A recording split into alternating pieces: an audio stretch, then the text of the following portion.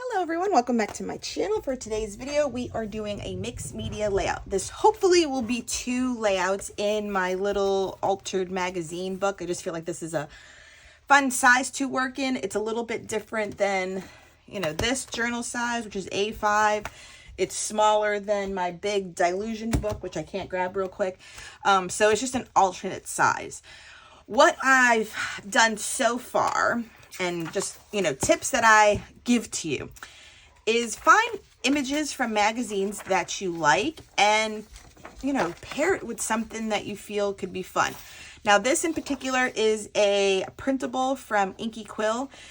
She does scrapbooking, pocket pages, memory keeping, but she also does a lot of mixed media, and she has a channel here on YouTube, but I am also a part of her Patreon. And with Patreon, she does printables, which I think, in essence, to be honest, this was a page in her mixed media journals that she scans and then gives it to us as printables, and then she continues on to do something else with them as well. So for this one, I'm using this one. I just kind of like the colors. It comes in a bunch of colors because I have them all printed for this collection of printables. So here's like a purpley kind. Here is, goodness, okay, I have my little pile of other images that I want to use right by me. Okay. Woo. Okay, I know there's more, but this is the other one I have. But it came in a green colorway, a blue colorway, etc. So I just selected this one with this one. And what I want to do is, I've done mixed media in the past. I think I mentioned it. And I have this book that I cut up. So it's called Ultimate Rose. I found it at Goodwill. It is perfect for cutting out. You can see I already have some pages because I still wanted to use that one. The flowers. I didn't pay much for it, and I love flowers, so I used it as collage elements. And look at these pages, like so cool.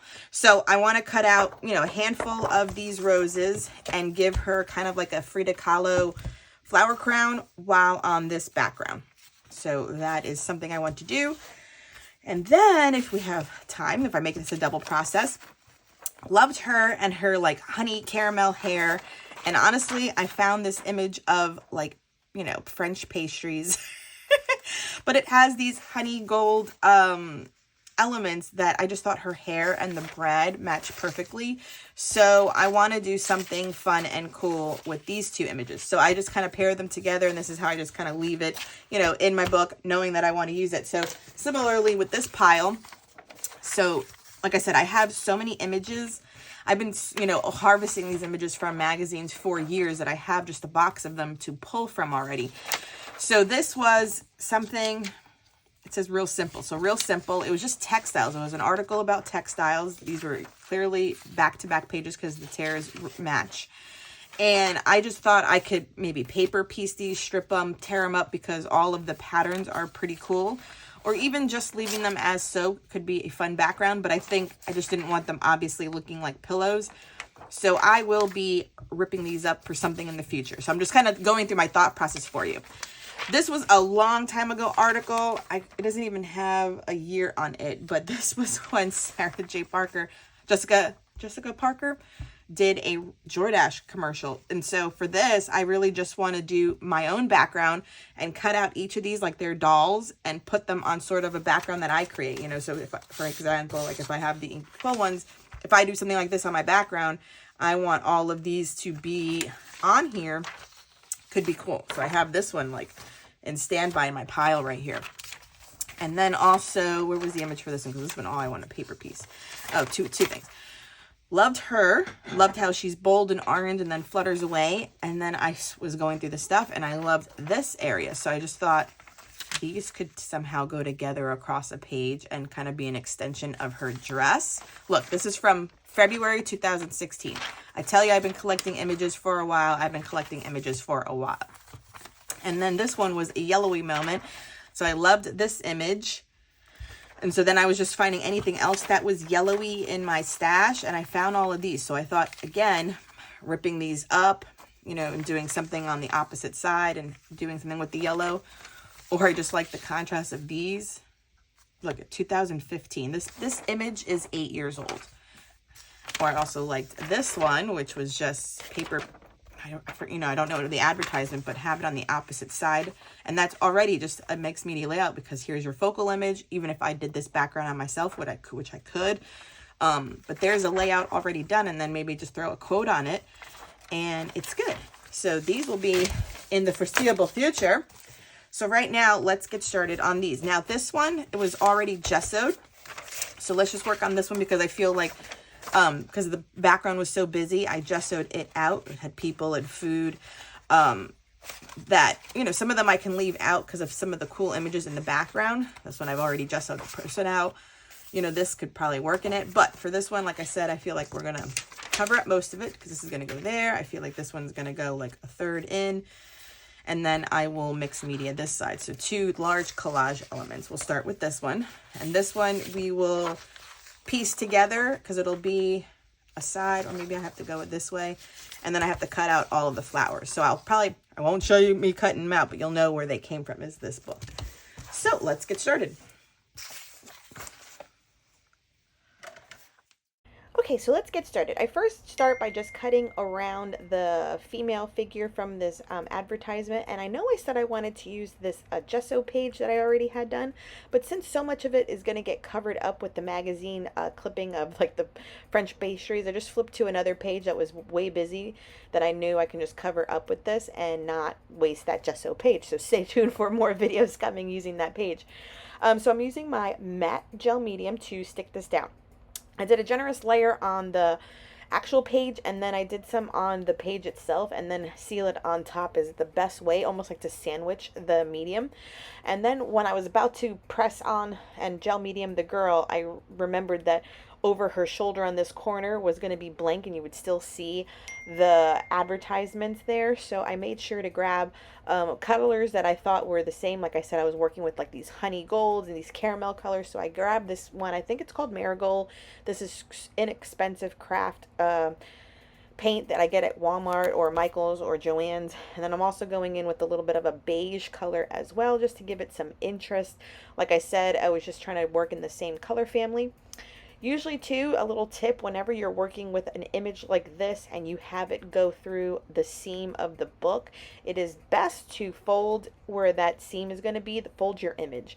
That way it has the best chance of laying flat and not getting kind of crunched by it. So I let this sit to dry for a while because it was very tacky. And now I'm going in with this stencil. This one is from Dina Wakley. I believe it's called Cobblestone.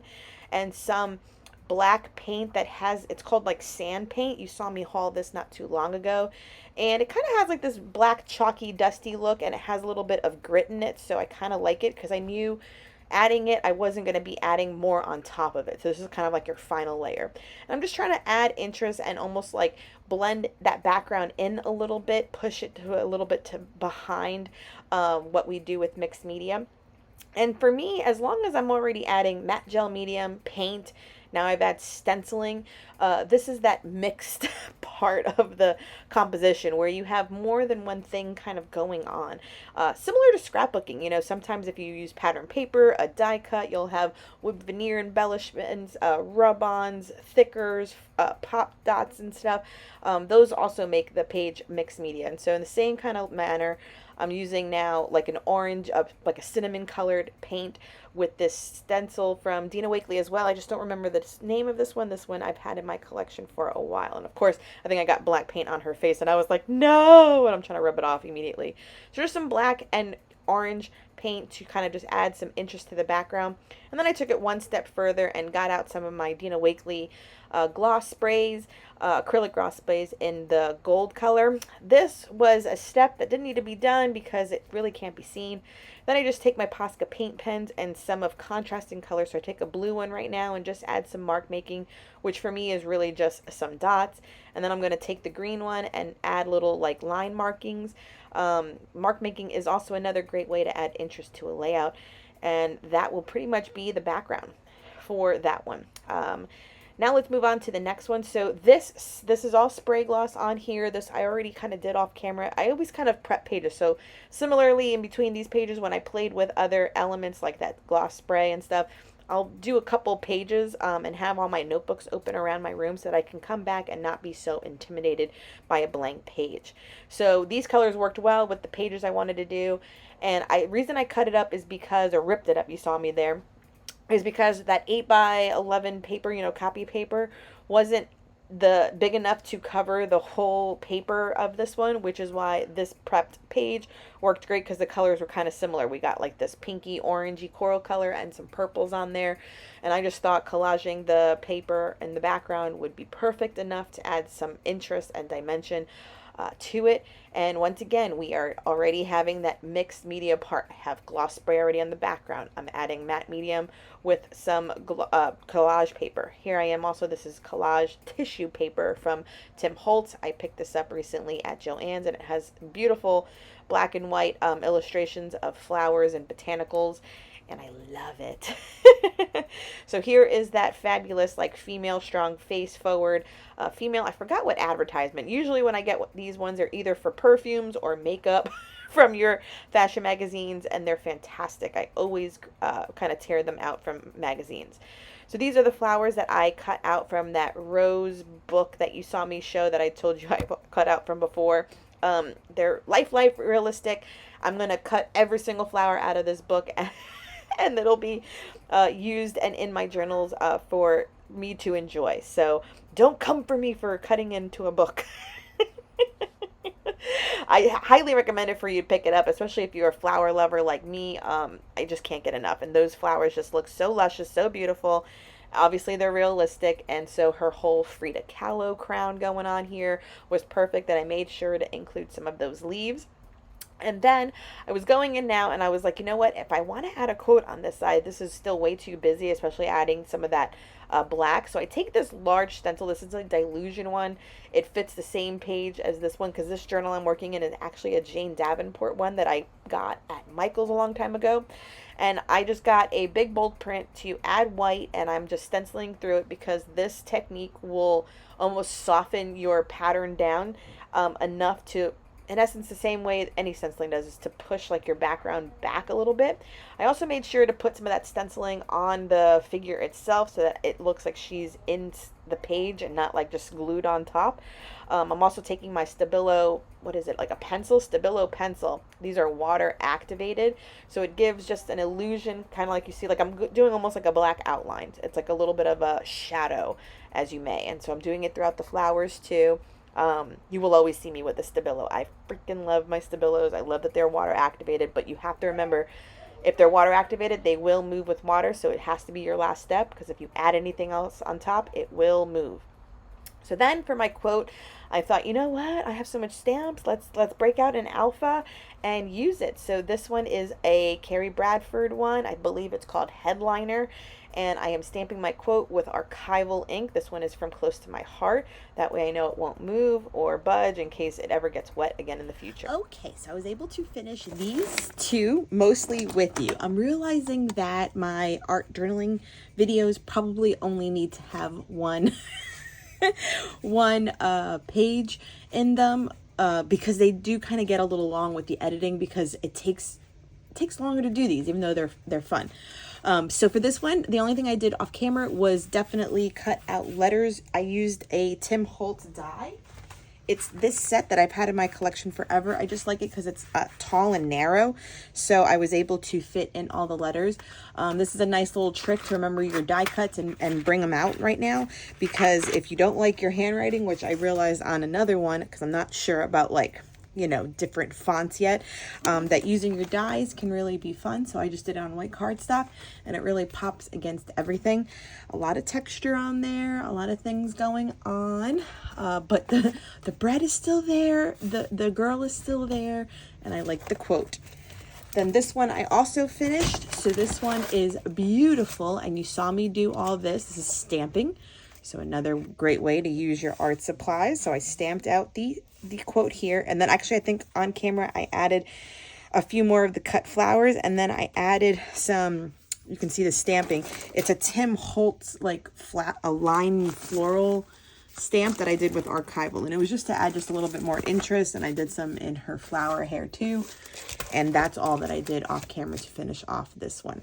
So I love these two that came out. Let's be honest, I'm probably always going to find like very like feminist, you know, very positive quotes to always add in. And that will be fun to have like just a book of quotes and things. So thank you so much for joining me. Please subscribe if you haven't done so. Give this video a thumbs up. And until next time, everyone, bye.